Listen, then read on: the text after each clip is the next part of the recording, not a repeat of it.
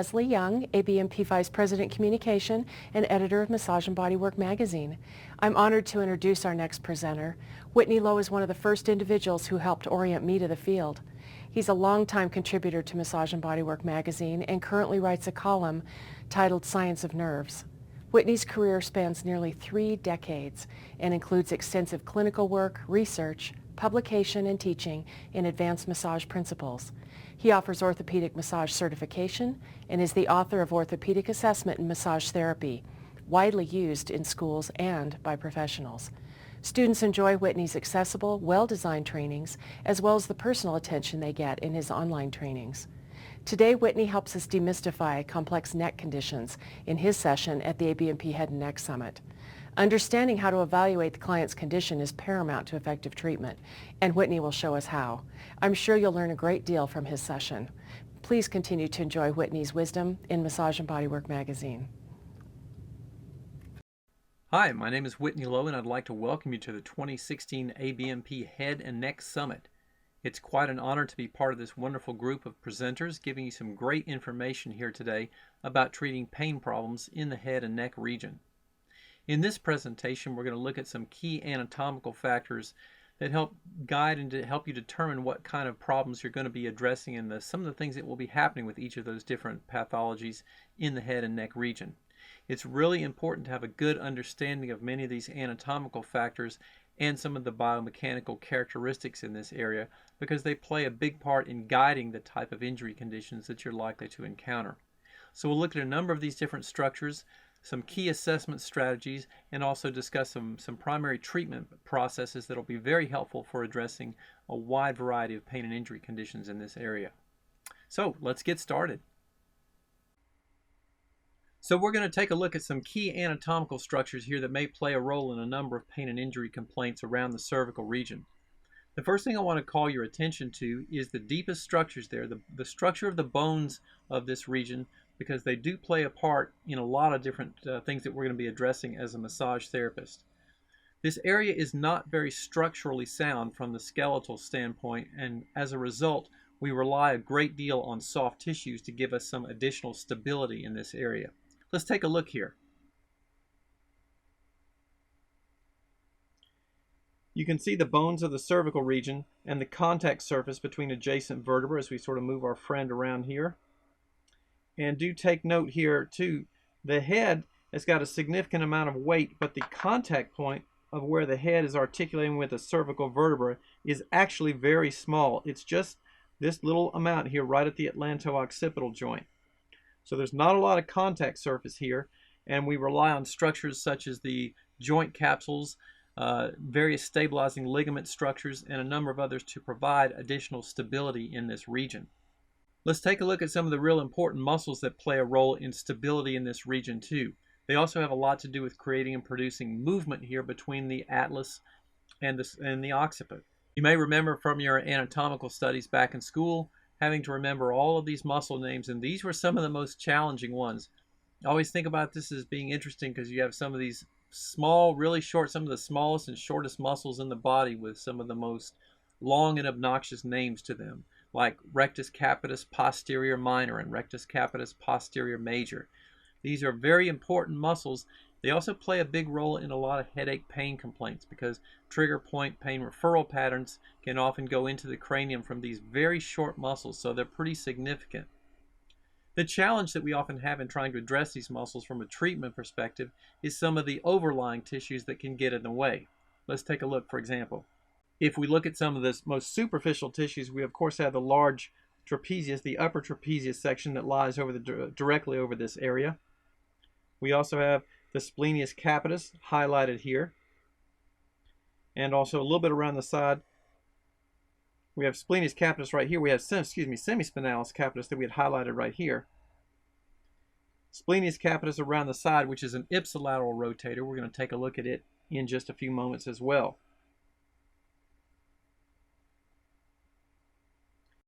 Now, trying to work through some of these larger muscles to get to those suboccipital muscles is a little challenging.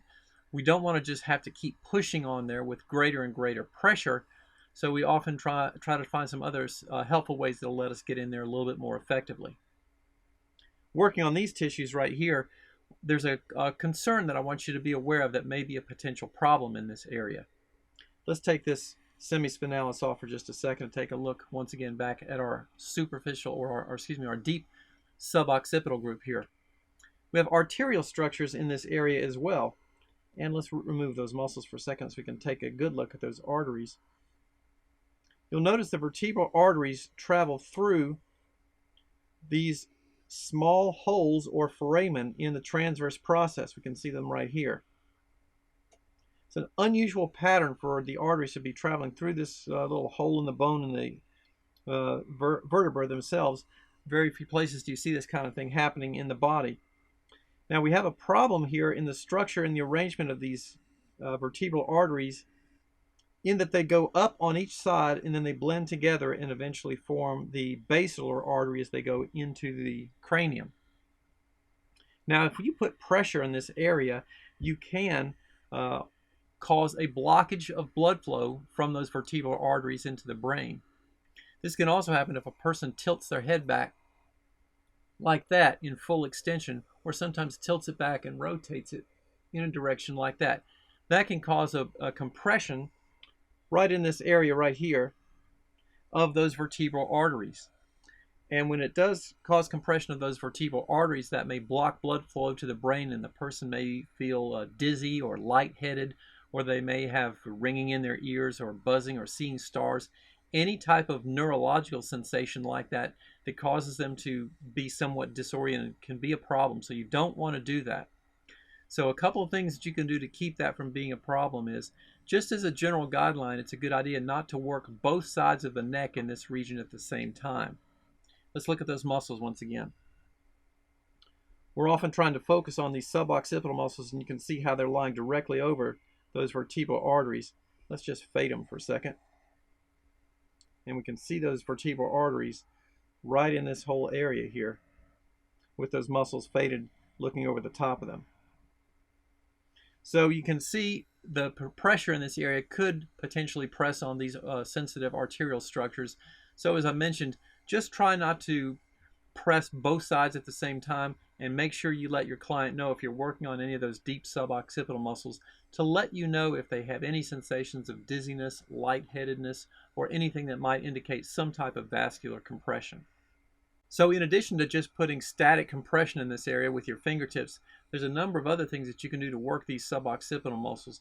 One of the ways that I like to do this is with a little active engagement technique that gets a little bit of motion going in those tissues as you're working them with your pressure, either from a thumb or a fingertip or some other kind of small contact surface. Let's take a look at that technique and what that would look like. While quite small, the 4 suboccipital muscles on each side of the neck are important in treating head and neck pain. The suboccipital muscles include the rectus capitis posterior minor, rectus capitis posterior major, obliquus capitis inferior, and obliquus capitis superior. Active engagement techniques are an effective method for addressing pain and dysfunction in the suboccipital muscles, which can be difficult to treat because they are small and lie deep to a number of other cervical muscles. Be sure the posterior cervical muscles are somewhat relaxed prior to applying this technique. Begin with one hand under the client's head so that you can move the client's head into a tilting motion, just simple flexion and extension at the atlanto-occipital joint. Instruct the client to tilt their head back as if looking up high straight behind them. Hold that, and now slowly let that go. As the client slowly lets it go, perform a short stripping motion just between the first 2 vertebrae on the suboccipital muscles.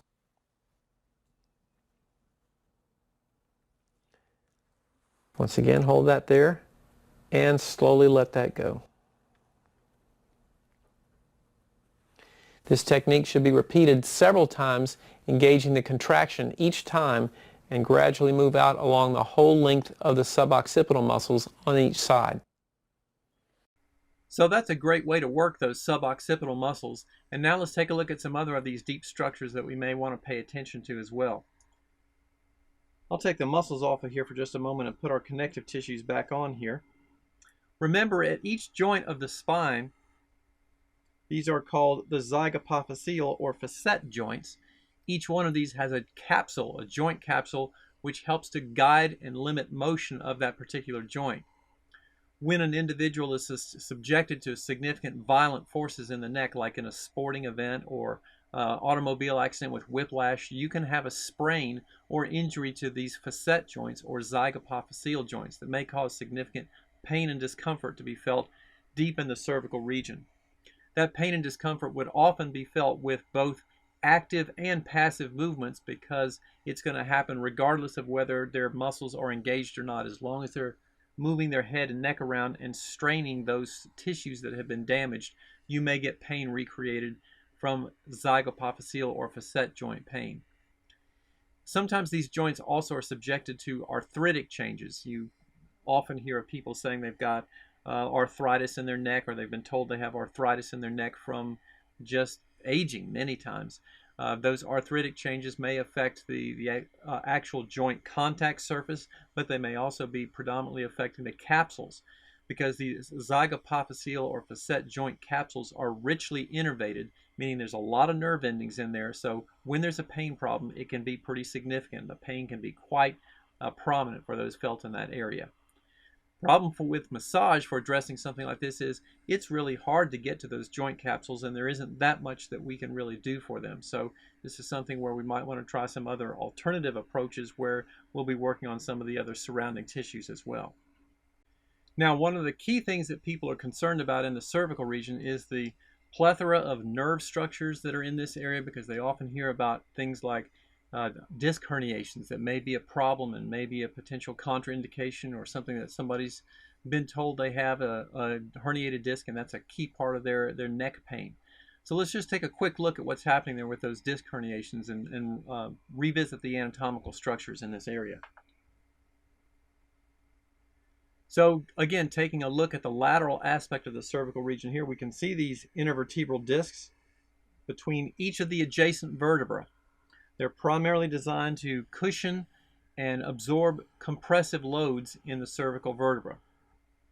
We take a look here for a second. Let's move some of these vertebrae out of the way, and we can sort of see deep down inside that disc, and note that the disc is composed of these sort of circular fibers known as the annulus fibrosus, and the inner portion, which is a sort of gel-like substance in the middle, is the nucleus pulposus. So the annulus fibrosus surrounds that nucleus pulposus, and it's designed to provide a sort of shock absorbing and cushioning effect. You can see an example in this schematic here of what the sort of relationship is between those fibers of the annulus fibrosus and the nucleus pulposus. On the left, you can see in a relaxed or unloaded vertebra, those structures are sort of expanded, but once a load is put on there, the nucleus pulposus pushes out against the outer fibers of the annulus fibrosus, and this is what helps provide the cushioning and shock absorption. Now, of course, it is that same sort of cushioning effect and the sort of pressure that's applied to the disc that causes potential problems with disc herniation problems. Once we add the nerve structures in here, we can see, if we sort of zoom in on this and take a close look, we can see how close those nerve roots are to where the disc is pressing or potentially protruding in there. I'll spin that slowly around to the side here. And you can see, for example, like right here is where that nerve root is, and it's very close proximity to where the disc may be pressing out in this area. And that's where you're going to have a disc herniation, potentially causing problems, pressing on nerve roots, which will then be felt somewhere else. Now, most likely, as you can see, a lot of these nerve roots, especially in the lower cervical area, feed into the brachial plexus, and we'll be looking at it in a little bit more detail here in just a few moments. These nerve roots feed into the brachial plexus, and consequently, when there's pressure on those nerve roots, pain is felt down the lower extremity, not just in the neck, or excuse me, not the lower extremity, down the upper extremity, the length of it where those nerve fibers are associated. One of the most important things that we've learned about disc herniations in the last several years is that for many years, disc herniation was blamed for the cause of a lot of both neck and low back pain. Once we had learned that disc herniations occur and they may cause pressure in or around nerve roots, there was a lot of suspicion that those same disc herniations were causing numerous pain and injury complaints. What we really have learned since then is that many people have herniated discs and no pain whatsoever. So just the presence of a disc herniation does not necessarily mean it's the cause of the individual's pain. Even if they have pain and we know and confirmed they've had a disc herniation with an MRI or something like that, it doesn't necessarily mean that disc herniation is causing the pain. You have to look at a lot of other clinical factors and make sure that the entire picture really makes sense for having a disc herniation problem, because there can easily be a disc herniation and no pain. So it's not always a guarantee that that's a direct cause of a person's pain. One of the things to also be cautious of, we can't necessarily know this, but just so that you're aware when you're working on people, disc herniations aren't the only thing that cause pressure on nerve roots and cause significant pain sensations or other pins and needles or numbness to be felt down the upper extremity. You can have other obstructions in this area, such as spinal tumors that may be right adjacent to where the nerve root is exiting the intervertebral foramen, bone spurs. A number of other obstructions that may occur in this area can also produce those same type of pain and injury complaints. So be aware that this is something that you may need to be looking out for as well. One of the big challenges that we have in trying to identify if there is nerve compression occurring at the nerve root or level, or is it somewhere else down the length of the nerve, is, how do we figure that out? Sometimes signs and symptoms from the clinical evaluation can really help you in that process. You may remember seeing pictures like this, map of dermatomes. The dermatome is an area of skin that's innervated by one single nerve root. You might remember this from your anatomy texts. So for example, if there is pressure on the C7 nerve root, right where it comes out adjacent to the C7 vertebra, this is the area of skin that's innervated by that nerve root. This yellow area is indicated, that's the particular area of skin that would be innervated by that particular nerve root. So if someone has pain or injury, or pain or pins and needles or some other kind of sensations that are felt in that entire area, all the way from the back of the shoulder down through the hand and into the fingertips, that's a good indication that something's going on at the nerve root level.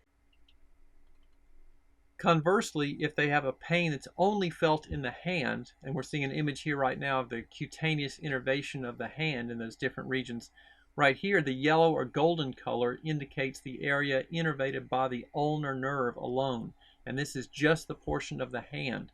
So if those sensations are felt only in the hand, this may be indicative of a problem that's pressing on the ulnar nerve somewhere farther along its length. Maybe that's between the anterior middle scalene muscles, or maybe it's underneath the pectoralis minor muscle, or even somewhere else farther down the upper arm. This would be an indication of pain in a peripheral area pressing on a nerve root, giving those sensations only in this area that we've referred to as the area of cutaneous innervation in the hand. It's different than the nerve root, and this will tell us a little bit more about where we want to focus our treatment if we're trying to address those particular types of nerve compression symptoms. So now let's take a look at some of the other deep structures here in the cervical region associated predominantly with maintaining our key structure and our key alignment in the cervical region and resisting excessive forces that the neck and head are subjected to. We saw earlier the facet joint capsules that help guide and limit motion at each of the individual joints. There's some other important ligament structures which may be injured in and around the cervical region I want to call your attention to. So let's take a second to flip around a little bit. Take our friend and turn him just a little bit here and zoom in a little.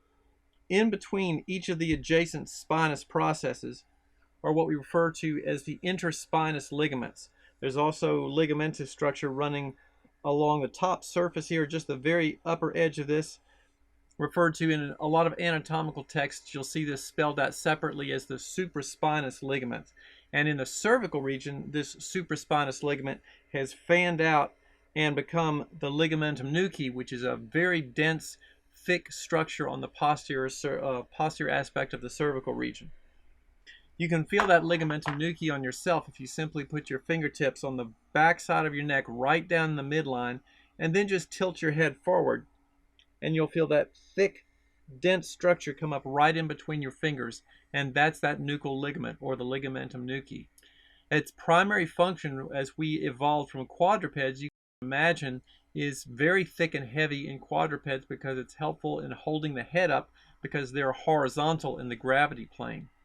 Once we eventually evolved into standing upright, that ligament's role in holding the head up was not so crucial any longer because gravity was helping to hold us in the upright position, but it still is a residual structure in there, and it also does allow for a number of muscle attachments directly on those soft tissues as well.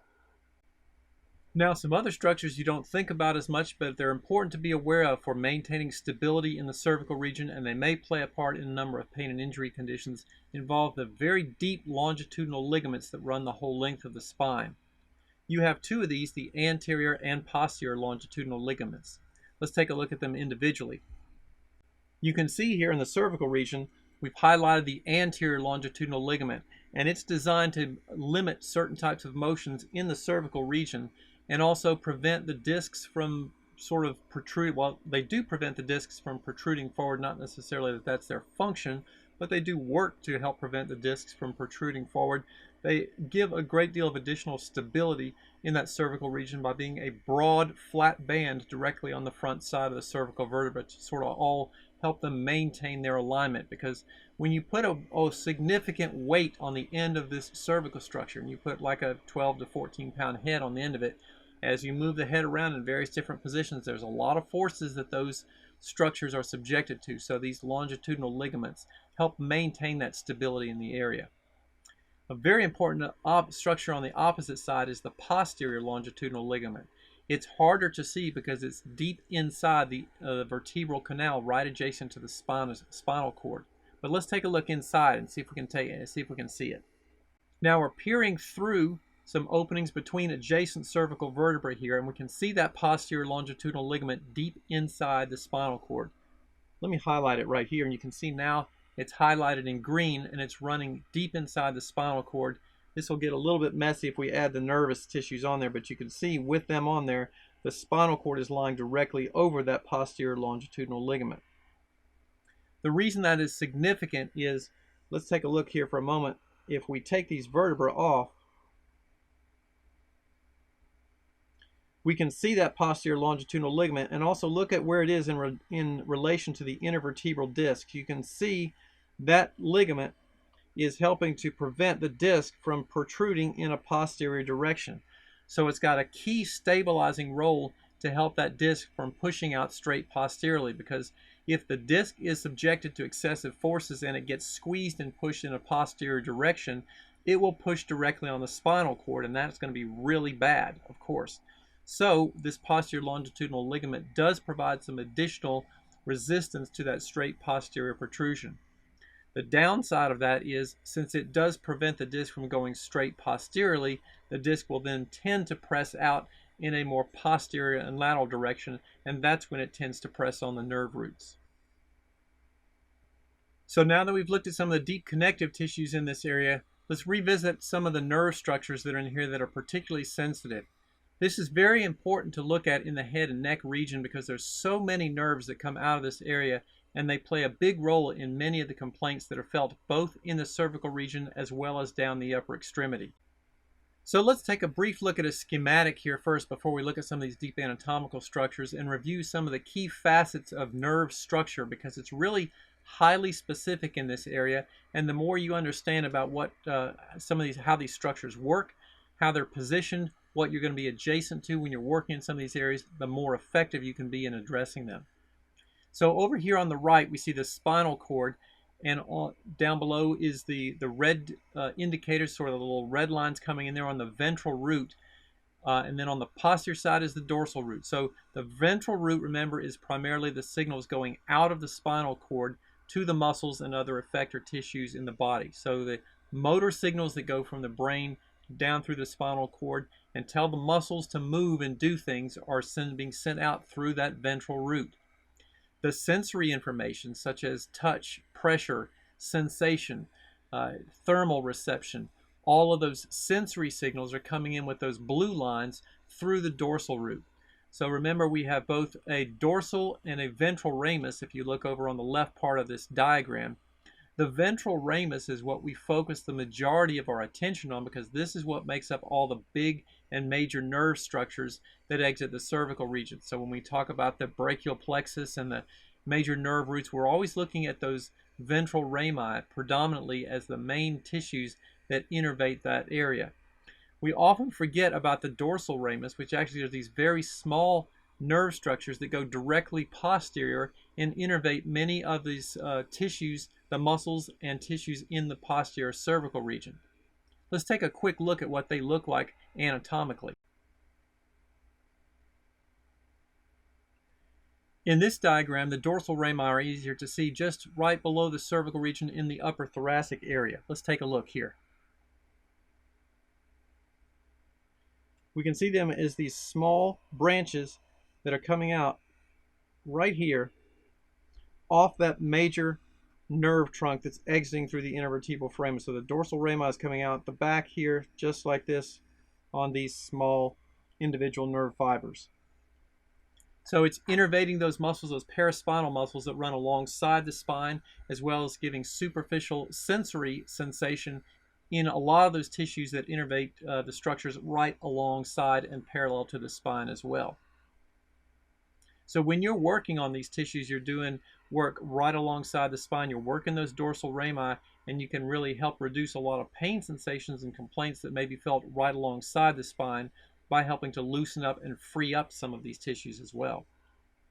Now, one of the things that garners a great deal of attention in the upper or in the cervical region is the brachial plexus. When we talk about nerve structures, there's a lot of attention focused on the brachial plexus.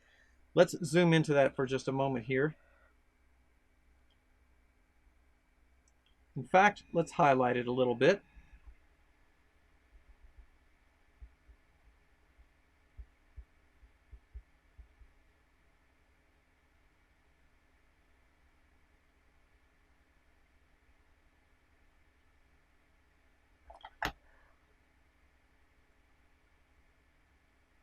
So if we look at just the brachial plexus alone, we can see it's composed of a number of different nerve roots from the C5 to the T1 level, and they eventually branch out into numerous different nerve structures that go down the upper extremity. Back here in our anatomical model, we can see there's many nerve roots of that brachial plexus that have to go through small passages right adjacent to bones and other soft tissues, and this is where we have a number of our nerve compression problems that occur. For example, if we start putting a few of those other muscle tissues on here,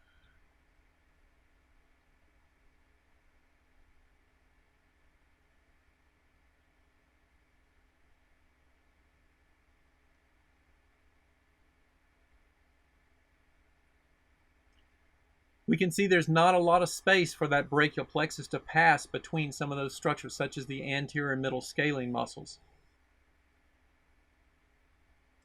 Looking right here, we can see how those nerves pass right in between the anterior and middle scalene muscles, and this is, of course, one of the regions where they may potentially get entrapped. In this anatomical model, there looks like a good bit more space there, but there's also a potential for them to get entrapped underneath the clavicle up against the upper rib cage. We can see that area right here where they may be susceptible to compression in this area. Also overlying these muscles is the pectoralis minor muscle, which we see highlighted right here. The pectoralis minor, and if we just sort of fade it out, we can see how that brachial plexus goes right underneath the pectoralis minor muscle and can be compressed against the upper rib cage if that muscle is hypertonic. Also, certain positions like forward rolled shoulders or bad posture, slumped shoulders, may contribute to additional compression in this area, so it's a good idea to work that pectoralis minor muscle whenever you can. That pectoralis minor muscle is not really easy to work a lot of times because you have, of course, the large pectoralis major overlying it, so you have to go through that muscle. So instead of trying to just push harder and apply more pressure on there, there's a couple other ways that you can do that. Here's a nice little technique that I like using for addressing the pectoralis minor, especially in situations of potential nerve compression, because it really helps get that muscle worked much more effectively, since it's really difficult to stretch the pectoralis minor by itself. This is a pin and stretch technique that will help encourage elongation in those pectoralis minor fibers. Let's take a look. The pectoralis minor is important to treat in certain neck pathologies. The pectoralis minor can be involved in various postural distortions and variations of thoracic outlet syndrome, where nerves or vascular structures are pinned by the muscle against the upper rib cage. Because it's deep to the pectoralis major, it can be challenging to treat. This active pin and stretch technique reduces tension in the pectoralis minor without putting excessive pressure in this area and further compromising nerves that may be compressed. Have your client reach down towards the knee, and this puts the pectoralis minor in a shortened position. Take your fingertips and apply pressure directly on the pectoralis minor muscle.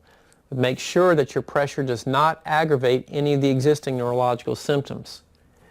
While maintaining pressure, instruct the client to lift their shoulder up towards the ear as if hiking the shoulder. In so doing, we pin and stretch the pectoralis minor, applying a short static compression or a short stripping technique on the muscle during the technique. Once again, if you will reach down towards your knee, pin the tissues of the pectoralis minor in this position, and now lift the shoulder up towards this ear and a short stripping technique on that pectoralis minor.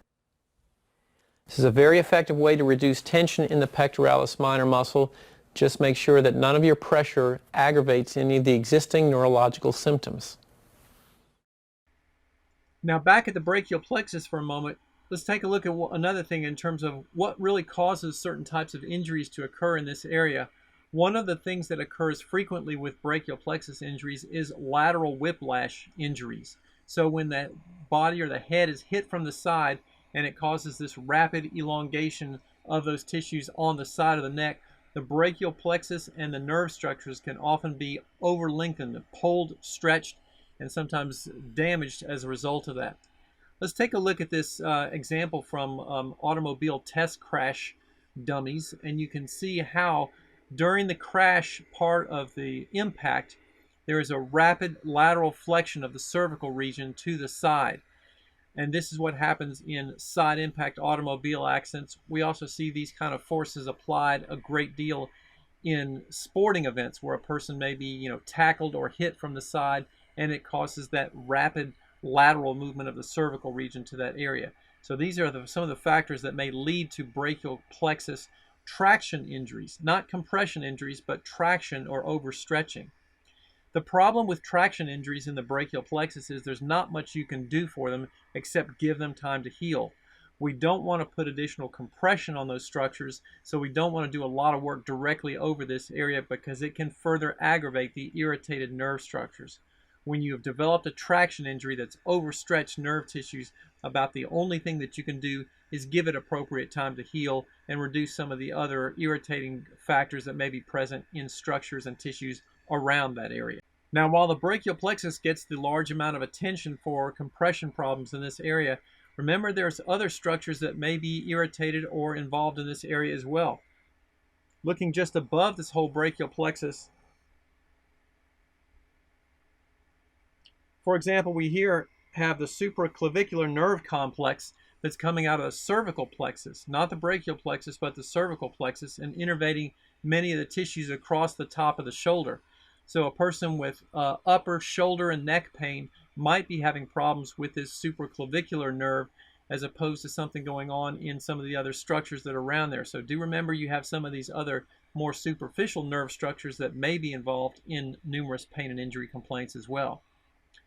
You have other tissues that are coming off of fibers right adjacent to the brachial plexus. For example, another tissue that's often compressed in this region but doesn't get as much attention is the long thoracic nerve. It's highlighted with a slightly different yellow color, and you can see the little call out pointing to it. Let's highlight that and isolate that long thoracic nerve so we can take a look at it more specifically. Now you can see what that nerve looks just by itself here. The long thoracic nerve is predominantly a motor nerve that goes to the serratus anterior muscle. And that's very important because if that long thoracic nerve is compressed, you might have alterations in shoulder function because the serratus anterior is not working properly during shoulder abduction movements. And that can cause a number of other complaint problems. So when we talk about brachial plexus compression, you may have a number of other things like long thoracic nerve involvement that's affecting the way the serratus anterior works that are also part of the problem that you'll want to focus on as well. Now, since we're massage therapists, we tend to focus a great deal on muscle structure. So I just want to highlight some of the other key structures, the muscle structures in this area that we may want to pay attention to with various pain and injury complaints around the neck region. Earlier, we spoke about nerve compression problems that may occur because of tightness in the scalene muscles. And the scalenes are difficult to treat in this area because we don't want to put a lot of pressure directly in this region that might adversely affect the nerves that are in the area. Also, we have sensitive arterial structures in there, such as the carotid artery. Just as a quick reminder, let's put those arterial structures up here and look how close they are to the scalene muscles. So here we see the arterial structures, and let's highlight right here the common carotid artery, and look how close it is to the anterior scalene muscles. So here's anterior scalene right here, and the common carotid artery is lying almost directly over the top of it. So you really want to be careful about putting a lot of adverse pressure directly on the scalene muscles because of the proximity of the carotid artery. Now, if we zoom up here a little bit, if we work higher up in this area, this is an area called the carotid sinus where we can see the splitting of the carotid artery into the internal carotid here and the external carotid here. This area of the carotid sinus where the two split is an area where you may get blood clot formation sometimes. So this is another place to be really careful with any kind of deep pressure that you're putting in this area so that you don't dislodge a clot that then floats to the brain or causes other types of severe problems with your client. So we've got the carotid artery, we have the main nerve tissues in there. How do we work this area without putting adverse pressure on them and causing additional irritations in there? One of the ways that I've found to do this very effectively is with active engagement techniques, where you're engaging the muscle in additional effort at the same time that you're working on it. And by magnifying the muscle's effort while you're working on it, you increase a lot of the neurological input in there that overrides many of the pain sensations. It also increases the density of that muscle by forcing it in a contraction while you're working on it. That means you don't have to press as hard to get the same types of good effects into the individual and the deeper muscle fibers. Let's take a look at what that might look like with the active engagement technique for the anterior scalene muscles. Now you'll note in mention of this, as we look over this, you'll want to be careful for doing this type of technique with anybody that has any kind of symptoms of that vertebrobasilar insufficiency we talked about earlier. That was the potential for compressing the vertebral arteries behind the, or just above the C1 vertebra, between that and the occiput. So if your client is having any kind of sensations of dizziness, vertigo, ringing in the ears, you don't want to continue doing this particular technique with them. But it's a really effective way to address tightness in some of the anterior musculature, such as the scalenes. Let's take a look. It's important to treat the anterior neck muscles, such as the scalenes, in postural disorders and neck injury conditions. To avoid pressing harder into the sensitive structures in this region, use active engagement to maximize effectiveness. For this technique, the client's head is going to be dropped off the end of the table. So have your client slide up so that the head can be in a position off the end of the table. If the client's uncomfortable in this position, a bolster can be used underneath the upper back region to do the same procedure. Bring the client's head into full flexion. From this position, the scalene muscles are in a slightly shortened position. Place your fingertips on the edge of the scalene muscles and have the client engage a contraction. If you will, hold your head up. The client will hold the head up, but keep your hand underneath their head so that they'll know that you're back there for protection. And now slowly let that go. As the client slowly lets the head go, there's an eccentric contraction in the scalene muscles, and you're performing a short stripping technique along the length of them. We'll perform that again several times. If you will, lift your head up. That's good. My hand stays behind here just for safety's sake, and the fingertips press on the scalenes. Now slowly let that go.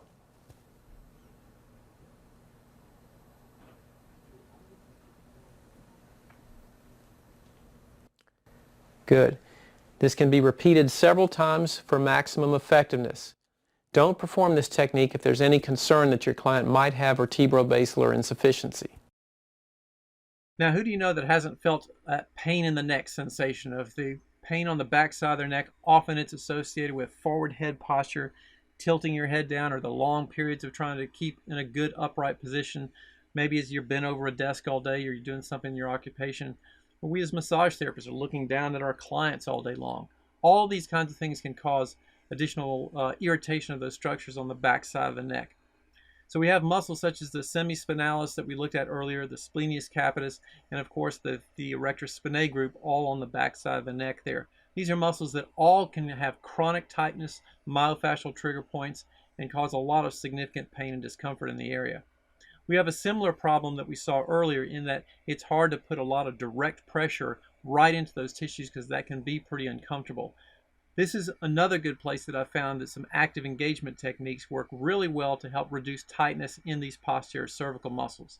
So what this means is we have to recognize when our client is engaged in a concentric or shortening contraction and when they may be involved with an eccentric or elongating contraction.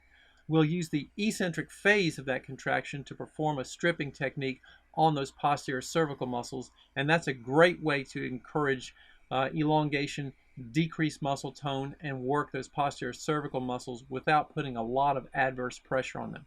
Let's take a look at what that looks like. During active engagement techniques, there is greater density to the muscle, which allows more effective penetration of the pressure, leading to greater tissue elongation.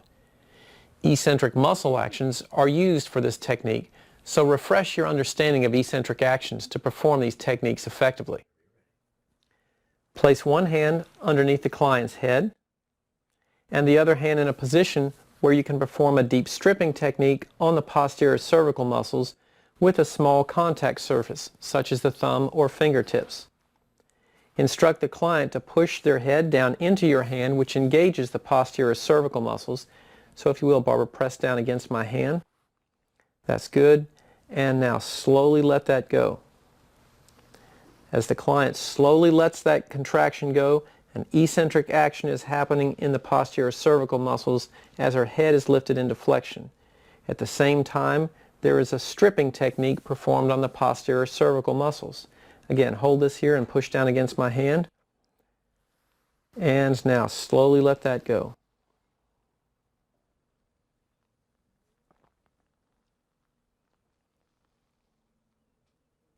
The active eccentric elongation performed while the stripping technique is applied to the posterior cervical muscles greatly enhances tissue flexibility. One of the things that we routinely see with a lot of neck pain and injury complaints is problems with people being able to turn their head from one side to the other. They'll say that it hurts or it's painful or they can't turn to one side as much as they can turn to the other side. And a lot of times it's these ipsilateral rotator muscles on the back side of the neck that are causing the problem. Let's take a look. Here we show the splenius capitis muscle, which is one of the main ipsilateral rotator muscles. I'll turn a little bit to the side and you can see here this muscle on the right side. We refer to this as an ipsilateral rotator, and what that means is the muscle on the right side of the head or the right side of the neck turns the head to the right. A contralateral rotator is one where the muscle on the right side turns the head to the opposite side. A good example of a contralateral rotator is the sternocleidomastoid or SCM muscle. Let's take a look at it here. We can see the same thing, this time the muscle on the right side, if it contracts, it's going to have a tendency to pull this way, which is going to pull the posterior aspect of the occiput in that same direction. You can see that will turn the head to the left. So the muscle on the right side turns the head to the left, and we call that a contralateral rotator. Now, one of the challenges of working some of these muscles, especially the rotational muscles in the neck, is after various injury conditions, or in many people who just have limited range of motion, they can be quite painful. And oftentimes it's small and even subtle movements of the head and neck, just turning a little bit to one side or the other, that's really quite painful. And the more that pain ramps up, the greater is the resistance to being able to move. So what we have to do is to try to find a way to gently get those muscles to let go and relax. Sometimes just pulling and stretching some of the soft tissues on the side of the neck, just like in sort of a myofascial technique, can be a very effective way to do that. Here's an example of what that might look like working on some of the cervical muscles here, trying to get them to just relax and gently let go with just a soft, gentle pulling and stretching application applied to the superficial tissues. That gets some of those superficial nerves affected and sort of settles down the whole sort of wind up and irritability of the nervous system. In other cases, you can use the neurological system to help you in a slightly different way by using the principle of reciprocal inhibition. You probably heard that term before, but again, just to review what we're talking about, reciprocal inhibition means essentially you have muscle on one side that is inhibited because of an action on the opposite side. So for example, if we look at the splenius capitis muscle, and let's say this muscle here on the right side of the neck is the one that we want to focus on. That's the muscle that's really tight, problematic. And so the muscle on the opposite side, the left side, splenius capitis, we're going to try to contract that muscle first and then encourage stretching or elongation in the right side by contracting the one on the left side. So we'll do this with a reciprocal inhibition rotational stretch of the cervical region. So let's take a look. Here's what that'll look like. Place one hand under the client's head in a position where you can turn the head to each side. Place one hand on the client's forehead and instruct them to hold this position, hold, and then relax, and turn into rotation to the opposite side. In this instance, stretching the right side ipsilateral rotators with reciprocal inhibition by engaging those on the left. This is a conservative variation that can be used if the client has more limited range of motion. The client contracts the ipsilateral rotators on the right side to engage reciprocal inhibition of the left. The client then relaxes and you rotate the head to the right. Rather than returning to neutral, the process is repeated from the stretch position.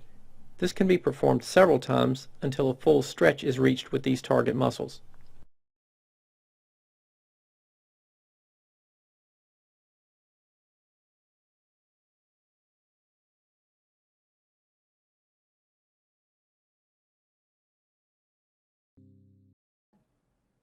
Whiplash and other sudden neck injuries often cause acute spasm in the lateral flexors of the neck. The following technique is another reciprocal inhibition stretch that can be very helpful in these kinds of injuries. Place one hand under the client's head so you can both provide resistance and move the head. The other stabilizes the client's shoulder. The client holds that position as you press their head toward their shoulder. The client relaxes and you stretch in a lateral flexion in the opposite direction. Incrementally repeat the stretching method several times until you have achieved the most effective increase in range of motion.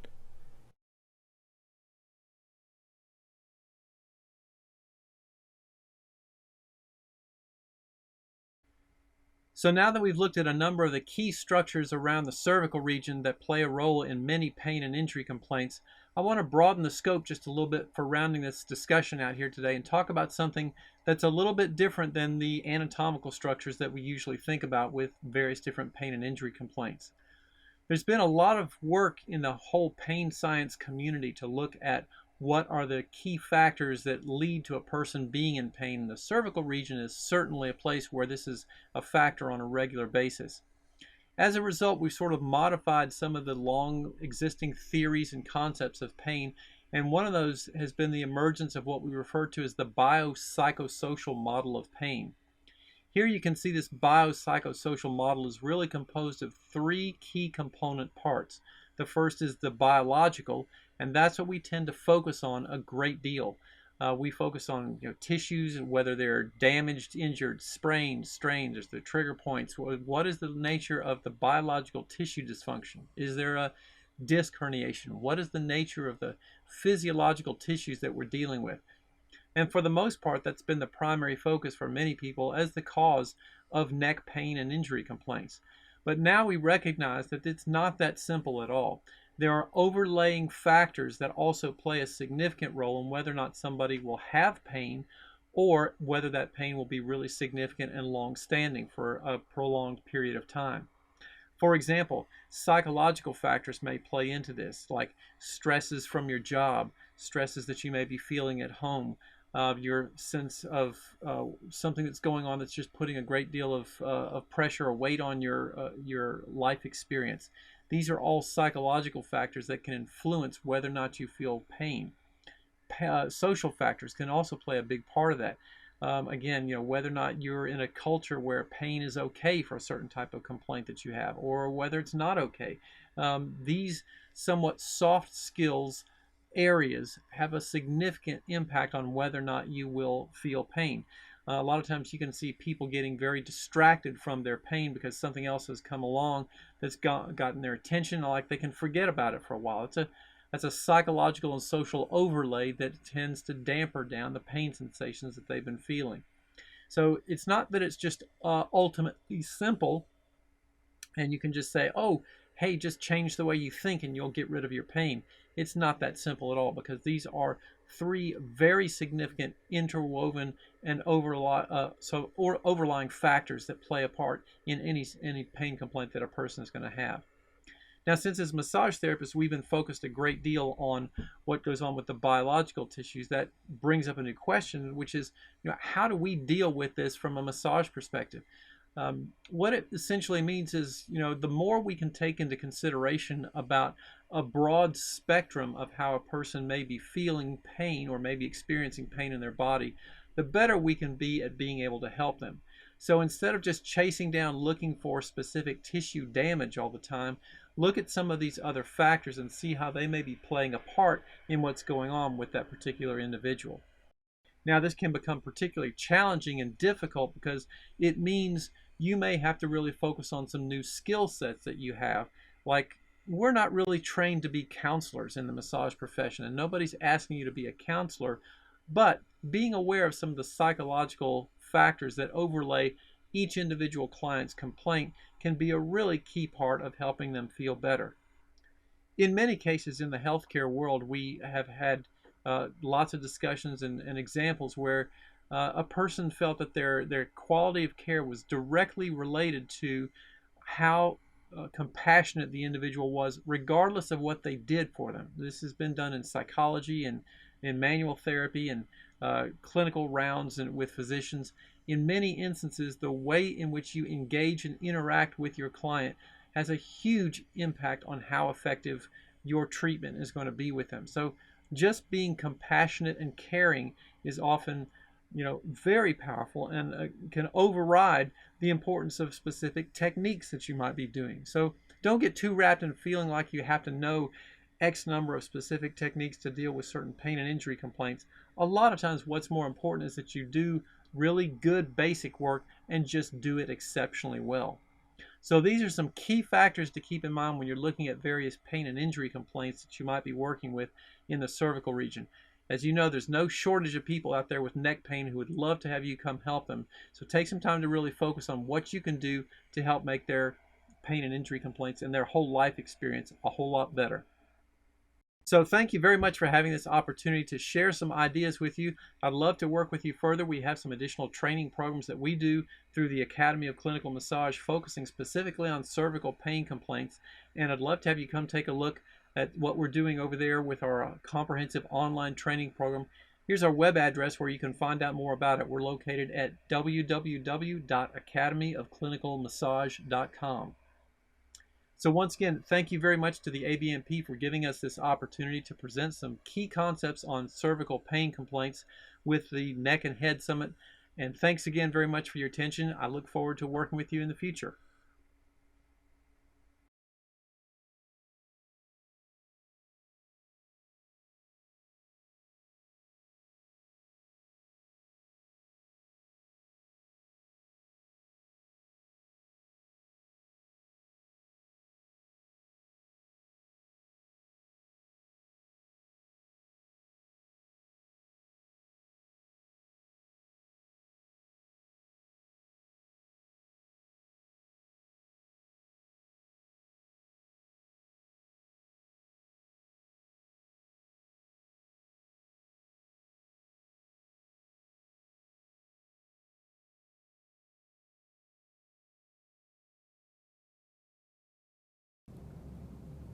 Thank you, Whitney. For more information about Whitney's products and his workshops, visit his website.